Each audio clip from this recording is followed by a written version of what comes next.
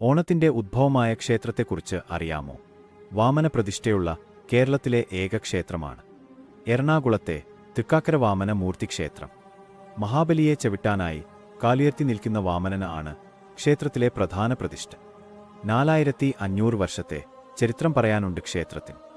മഹാബലി രാജാവിന്റെ വാസസ്ഥലമായി കണക്കാക്കപ്പെടുന്ന തൃക്കാക്കരയിൽ വെച്ചാണ് ബ്രാഹ്മണ വേഷത്തിൽ എത്തിയ മഹാവിഷ്ണുവിന്റെ അവതാരമായ വാമനമൂർത്തി അദ്ദേഹത്തെ പാതാളത്തിലേക്ക് പറഞ്ഞയച്ചത്.